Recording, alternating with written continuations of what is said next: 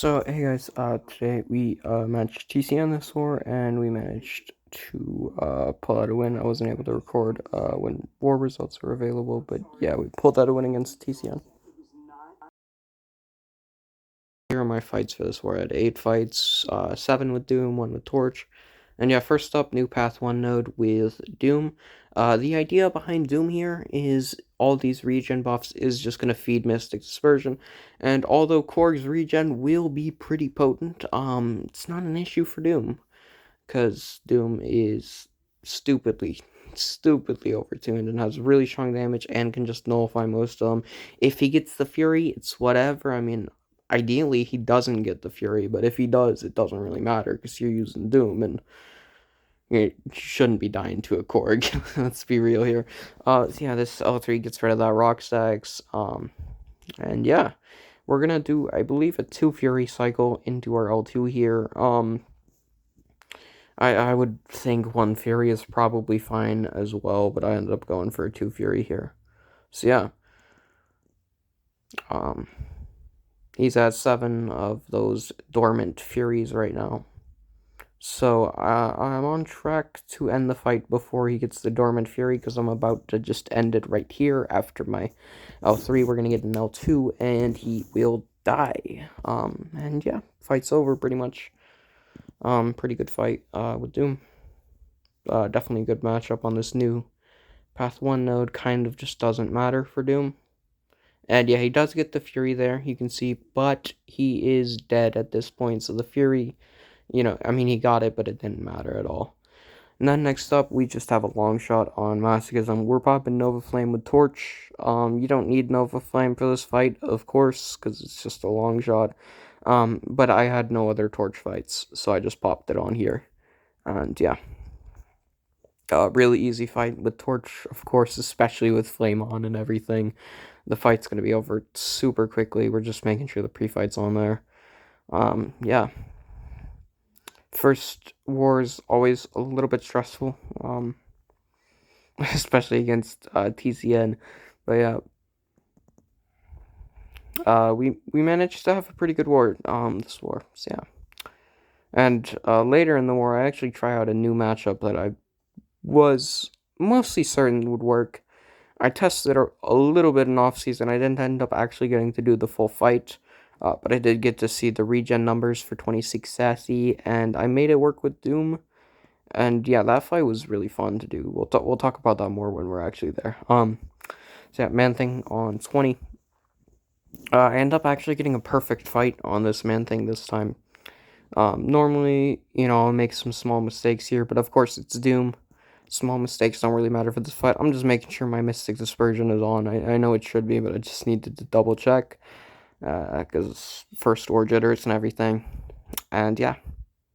We're about to go into the fight. Just the normal strategy here. 2 L3s and then an L2 and the fight's over. And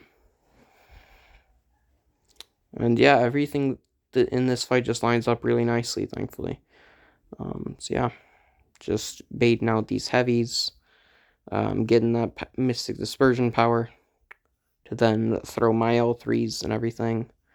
And yeah, we're ready to go into our L3. He will be at, I believe, 6 hits after this, so I'll arrange my combo accordingly to that 6 hits so that the special is the one that does the Hit Me I Dare You 10th hit. And yeah, that's the main idea there. And here we get more Mystic Dispersion power there, and there is my second L3, and the fight is won at this point. I don't think there's anything that could happen at this point to lose the fight. You just gotta throw your L1 and throw your L2 and you've won. Yeah. We get that. He gets the unstoppable, doesn't matter. And yeah, just to fire off my L2, fire off my L1, and yeah, fight's over. So next up, we have a Mixmaster Nova. I'm taking this to get a drop-off of Odin pre-fights that I would need for my Path 8 fight for Rich Get Richer. So, yeah, getting an aptitude and a protection. Yeah. Pretty easy fight with Doom overall. It's just a mixed Master Nova. There's really not much to this fight. We don't have a Mystic Power Boost on for this, so it is going to be a little bit slower than this would normally be, but it's a mixed Master Nova. It's really not an issue. And, yeah.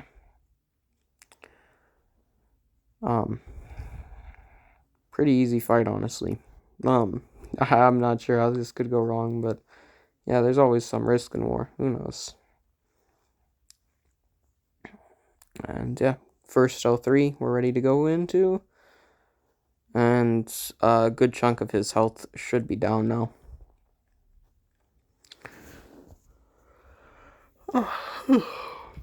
And yeah, just getting through this fight.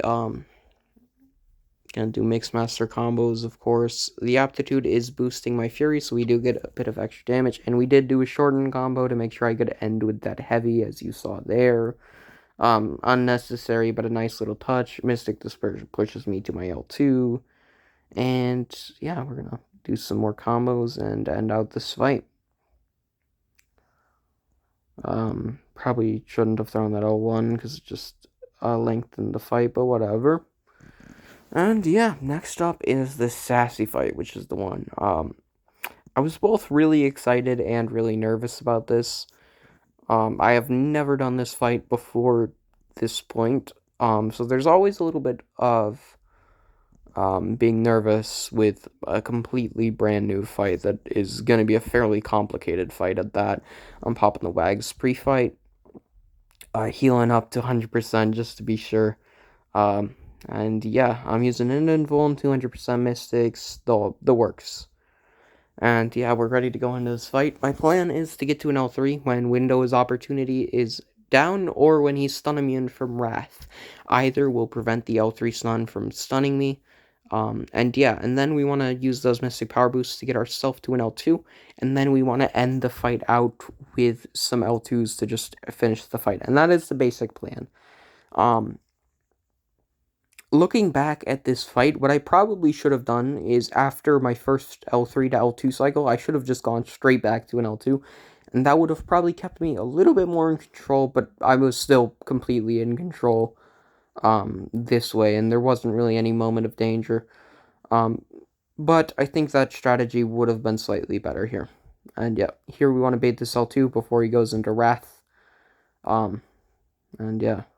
And there you go into you. He gets the unstoppable there, which is a bit annoying for that timing.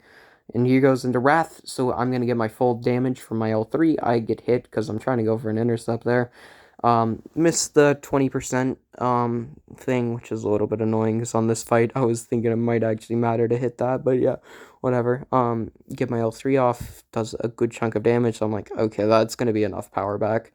And it was. I get some Mystic Power from this UA triggering, and then I need to bait out a heavy, and then this combo will push me to my L2, and he's still going to be at 0 charges, so we're going to get a full damage L2. Really nice lining up that, and at this point I should have just gone back to my L3. Instead of throwing this, I think this slowed down the fight in all honesty.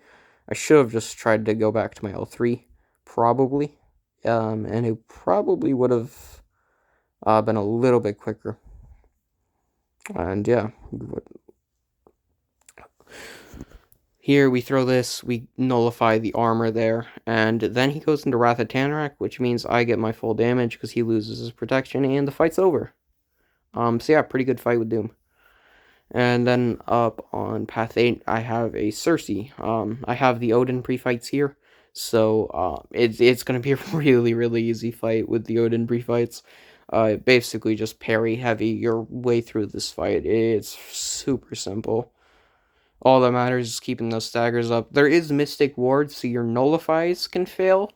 But Mystic Ward does not affect staggers, which is why Doom is good for this, because you can just stagger everything. And yeah, get that L1 dex, throw my L3. First L3, and as you can see, Rich Get Richer is just making this fight really quick.